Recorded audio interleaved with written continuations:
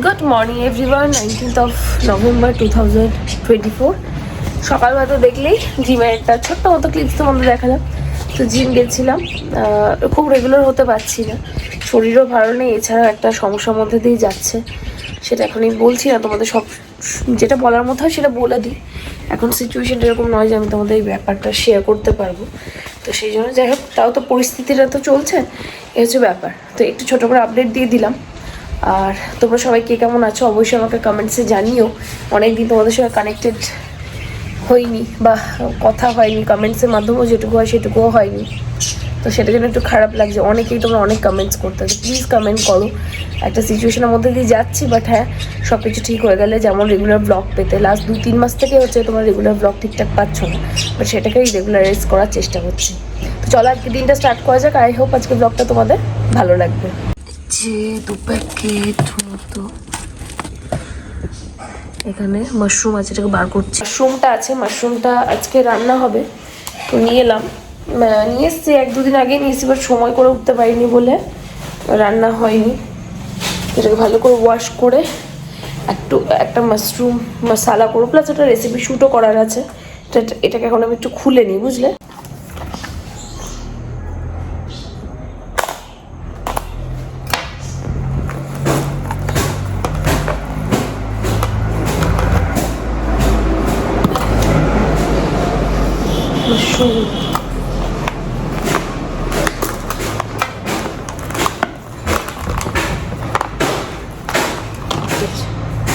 এটাকে ভালো করে ক্লিন করে নিতে হবে।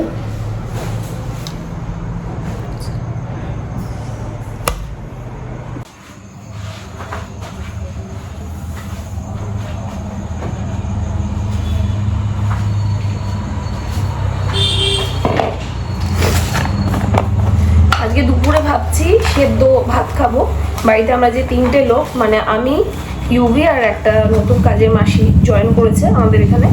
হলো কদিন হলো, 10-12 দিন হয়েছে। তো ভাবছি যে সেদ্ধ ভাত খাবো, কারণ ওইদিকে না উইন্টার ক্লোদিং কিছু সর্টেড করতে হবে। তো সেটার জন্য সময় পাওয়াটা তো একটা ব্যাপার। ভাবছি একটু এগিয়ে নেবো, দেন একবার পার্লারও যেতে হবে।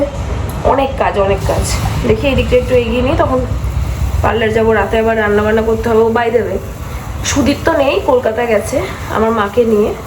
আমার মায়ের শরীরটা একটু খারাপ আর কি, সেই জন্য যে ডক্টর চেক আপে গেছে। তো এই 1 কাপ চাল নিলে আমাদের হয়ে যাবে, এনাফ, মোর দেন এনাফ, কারণ সবজি টবজি সবই থাকবে। আর সেদ্ধ ভাতটা আমি জাস্ট রাফলি বলে দিচ্ছি, এই যে 1 কাপ গোবিন্দভোগ চাল নিলাম, সাথে আমি অল্প একটু মুসুর ডাল নেব। ডালটা অনেক সময় দিই, অনেক সময় দিই না, অল্প, মানে 1/3 কাপ মতো আমি এখানে, 1/3ও না, 1/3 এর থেকেও একটু কম আমি এখানে মুসুর ডাল দিয়ে দেবো। এটা দিয়ে ভালো করে ধুয়ে, এই যে এই দুটোকে ভালো করে ধুয়ে আমি ভিজতে দেবো। তাহলে যখন আমি এটা প্রেসার কুক করবো, এটা আমার তাড়াতাড়ি হয়ে যাবে। কাজগুলো একটু সামলে না নিলে বাড়ির যে অবস্থা হয়ে যাচ্ছে না, মানে কিছুই সর্টেড করতে পারছি না। এটা জামা কাপড়গুলো সর্টেড করে নিতে হবে। শীত তো হঠাৎ করেই প্রচুর পড়ে গেছে, মনটা খারাপ হচ্ছে। আমি রেগুলার বেসে জিম যেতে পারছি না, এত কিছু চলছে না, কি বলবো তোমাদের। যাই হোক, এদিকে আমার চালটা আর 2বার ধুতে হবে। এদিকে আমি মাশরুম ধুয়ে নিয়েছি। মাশরুমের ক্লিন করার আর একটা টেকনিক আছে। এটাতে কি হয় বলতো, মাশরুমে জল টানে, তো একটু জলা জলা হয়, কিন্তু কিছু করার থাকে না। একটু না ধুয়ে না কেমন একটু লাগে, মাটি ফাটি লেগে থাকে তো। বাট ওটা আরেকটা প্রসেসে ক্লিন করা, তোমাদের কোনো সময় দেখিয়ে দেবো। এই যে চালটা ভিজিয়ে নিলাম, দিয়ে দুধটা ফুটতে দিয়েছি। হ্যাঁ, আজকে মনে হচ্ছে তোমাদেরকে অনেকগুলো টিপস শেয়ার করছি, এরকম মনে হচ্ছে। এটাতে আমার একটা জিনিস মনে পড়লো, তোমরা কে দুধ বয়েল করার সময়টা করো কিনা জানি না। আমি তোমাদের বলে দিই, এখানে 1 লিটার 250 মতো দুধ আছে, যার মধ্যে না আমি এই কাপের 1 কাপ মতো জল দিয়েছি। বলবে দুধে জল দিচ্ছ, লোকে তো দুধে জল দেওয়া ছাড়া পছন্দ করে। আমি তোমাদের বলে দিই, এই দুধটা না খুব ভালো করে ফুটিয়ে নিয়ে এরকম করে ফেনিয়ে নিই, মানে হাতায় করে এরকম করে ফেনিয়ে নিই। এতে করে কি হয়, দুধে যখন ঠান্ডা হয় শরটা খুব মোটা হয়ে পড়ে। আর জলটা দেওয়ার কারণ হলো, যখন দুধ ফুটে এক্সেস জলটা, এই যে বাষ্পটা হয়ে বেরিয়ে যায়। কাজে দুধটা যতটা পারি বেশি না পাওয়া যায় আর কি, বেশি ইন দ্য সেন্স মানে লিকুইড অবস্থায় বেশি থাকে। নইলে তো দুধ ফোটাতে ঘন হয়ে যায় ধরো, তখন চাটা করতে গিয়ে দুধের আন্দাজটা পাওয়া যায় না। তো আমি এটা করি, বাই দ্য টাইম করতে করতে এটা আমার আইডিয়াতে এলো যে এইভাবে জলটা দিলে তাহলে এক্সেস জলটা বেরিয়ে যায়, দুধটা ইনট্যাক্ট থেকে যায়। তো তোমরা এইভাবে গরম করতে পারো, আর এইভাবে যদি ফ্যানাও দুধটা, তাহলে কিন্তু খুব সুন্দর মোটা সর পড়ে। দেখি যদি সম্ভব হয়, আমার যদি মনে থাকে অবশ্যই আজকেই তোমাদের দেখিয়ে দেবো। তবে হ্যাঁ, এর অনেকগুলো ব্যাপার আছে, সেগুলো অন্য কোনো সময় তোমাদের সঙ্গে শেয়ার করব। মানে এখনই বলে দিই, এই যে দুধটা ফোটানো হচ্ছে, এবার তো আমরা ধরো এটা কেটেই চা খাবো, এটা করলে হবে না। এটা ঠান্ডা হলে ফ্রিজে মিনিমাম 3 থেকে 4 ঘন্টা রাখতে হবে। তারপর দুধটা যখন ঠান্ডা হয়ে যাবে, সরটা তুলে নিয়ে তারপর এটা ব্যবহার করা যাবে। এছাড়া কিন্তু হবে না। আজ যেমন আমাদের বাড়িতে দুধ নেই ধরো, তাহলে এখন এটা থেকেই চাটা খাওয়া হবে, তাহলে কি হবে, আজকে সরটা কিন্তু অতটা মোটা পাবো না। তবু আমি ফেনিয়ে রাখলাম, দুধটা নেওয়ার পর যদি একটু ঠান্ডা করে কিছুটা বেশি সর পাওয়া যায়। আর আমি বাড়িতে ঘি তৈরি করে, তোমরা সেটা জানোই আর কি। চলো, অনেক আজকের মতো বক্তৃতা দেওয়া হলো, এখন আপাতত রাখি, পরে কথা বলছি। টর্চার শুরু হয়ে যায়, কিছুতেই মাসিকে ঝাড় দিতে নাই। যা, এটা আমার বড় নাতি, এটা আমার। হ্যাঁ, এই রোজকার টর্চার, জানো তো, রোজকার টর্চার এটা। ও করিস না, ঝাড়ুটা দিতে দে রে। এই আরো দুজন কোথায় ঘুমোচ্ছে যাই না, ওরা আসে না। এই যে কি হচ্ছে, ছাড় ওরে, ছাড়।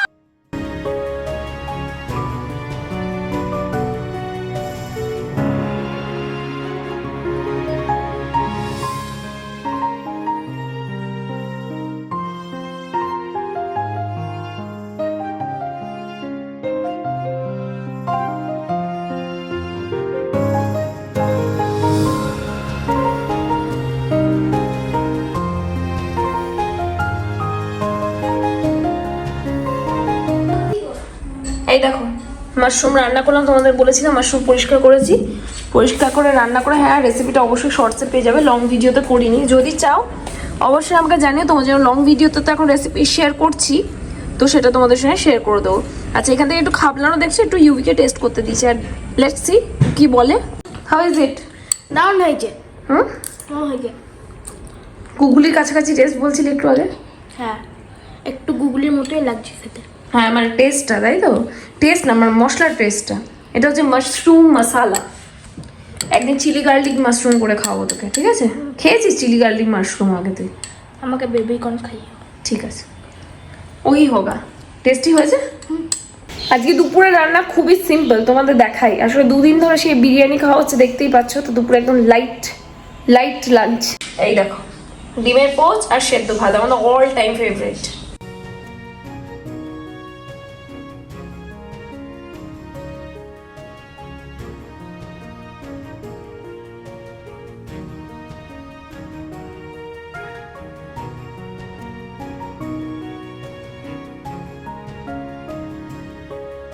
একটা 55 বাচ্চার দেখো বাইরে ওয়েদার তো না, বাইরে কেমন সন্ধে হয়ে গেছে মনে হচ্ছে। দেখো, আমি এখন রেডি হয়ে যাচ্ছি চিকেন আনতে।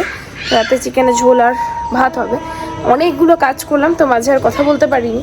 কাজ মানে উইন্টার ক্লোদিং বার করতে হলো পুরোপুরি আর কি, নইলে অসুবিধাই হচ্ছিল। তাও সবটা সর্টেড হয়নি, তার মধ্যে যতটা সম্ভব করলাম।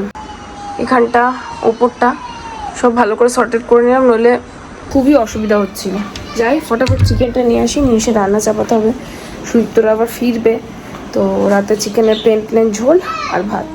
চিকেন নিয়ে বাড়ি ফিরলাম, ফিরে চিকেন ধুয়ে নিয়ে আজকে আমি এখন রান্নাটা চাপিয়ে নিচ্ছি, কারণ ওইদিকে ওরা আসলে তখন আবার সময় পাবো না। সিম্পল চিকেনের ঝোল আর ভাত হবে। এখন আপাতত আমি পেঁয়াজ আদা রসুন বাটা করছি, যেটা আমি খুঁজে পাচ্ছি না। দেখি কোথায় আছে, এখানে কোথাও থাকবে। এটা হলো, where is the পেঁয়াজ বাটা? I'm not getting it. পেঁয়াজ বাটা কই ভাই, পাওয়া যাচ্ছে না। দেখি, দাঁড়া।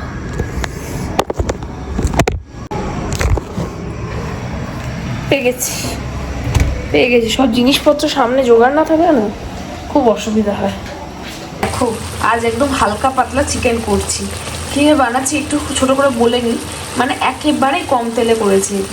তেলের মধ্যে গোটা গরম মশলা আর তেজপাতা, একটু গোটা জিরে আর চিনি দিয়ে অল্প, না, তেলের মধ্যে গোটা গরম মশলা, জিরে, তেজপাতা এই সব কিছু দিয়ে খানিকটা কুচানো পেঁয়াজ আর খানিকটা বাটা পেঁয়াজ ভালো করে কষিয়ে নিয়েছি, তারপর ওর উপরেই চিকেনটাও দিয়ে দিয়েছি, সঙ্গে টমেটো আর ধনেপাতা। এখন অবধি এইটাই স্টেপ হয়েছে। এখন এবার নুন দেব, নুনটা দিয়ে খানিকক্ষণ কষিয়ে নিয়ে বাকি মশলাগুলো দেব।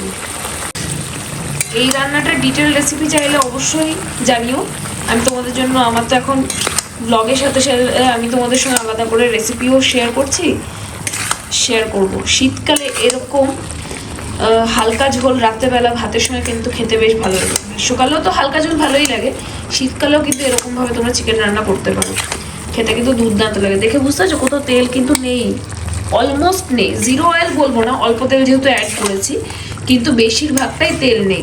আর আমরা জেনারেলি মাংসতে কি করি, ধনে পাতাটা শেষে দিই, আমি শেষে একটু দেবো অবশ্যই, কিন্তু আমি ভাজার সময়তেও দেখো চিকেন যখন কষাচ্ছি তখনও আমি একটু ধনে পাতা দিয়ে দিয়েছি, তাতে ফ্লেভারটা খুব ভালো আসবে। চিকেনটা আমি লাল লাল করে কষাচ্ছি, আর এর মধ্যে কতটা তেল বেরোলো বুঝতেই পারছো। অলমোস্ট নো অয়েল চিকেন, কিন্তু অনেকটাই তেল বেরিয়েছে। এর মধ্যে হলুদ গুঁড়ো, জিরে গুঁড়ো, ধনে গুঁড়ো, লঙ্কা গুঁড়ো, সঙ্গে একটু কাশ্মীরি রেড চিলি পাউডার, এই সমস্ত কিছুতে এখন কন্টিনিউয়াস আমি কষাচ্ছি। আর এদিকে একদিকে প্রেশার কুকারে আলু চাপিয়ে দিয়েছি একটা সিটি হওয়ার জন্য, ব্যাস। আর রাতে যেহেতু হবে স্যালাড, শসাটা ছাড়িয়ে নিলাম, লেবু আর পেঁয়াজ। এই দেখো মাংসটা কষানোর পর একদম গরম জল ঢেলে দিয়েছি ওপর থেকে, আর প্রেশার কুকারে যে আলুটা রান্না করেছিলাম ওটাও অলমোস্ট নরম হয়ে গেছে। আর মাংসটা অনেকক্ষণ ধরে কষিয়েছি তো, খুব বেশিক্ষণ আর ফুটতে লাগবে না। ওপর থেকে গরম মশলা গুঁড়ো একটু দিয়ে দিয়েছি। এবার নামানোর আগে আর একটু ধনে পাতা কুচি আর ঘি একটু সামান্য দেবো, ঘিটা দিলে চিকেনটার ফ্লেভারটা এবং ওভারঅল টেস্টটা ভালো আসে। দিয়ে নামিয়ে দিলে আমাদের একদম পাতলা পাতলা চিকেনের ঝোল একদম রেডি। দেখো বেশি তেল কিন্তু দিইনি, তবু সাইডে দেখো কত তেল ভাসছে। আসলে শীতের চিকেন, মাটন এগুলোতে একটু বেশি তেল হয়, তো খুব একটা বেশি বাইরে থেকে তেল লাগে না রান্না করার জন্য। অ্যাকচুয়ালি আমার এই পাতলা ঝোলটাই পছন্দ, এতে মাংসর ফ্লেভারটা বোঝা যায়। মাথা ধরে গেলাম, বাইরে থেকে ঢুকিনি, হাওড়া স্টেশন চা পাওয়া যায়নি। আমার ভাবিল ওখানে গিয়ে চাটা খেয়ে নেবো ঢোকার আগে।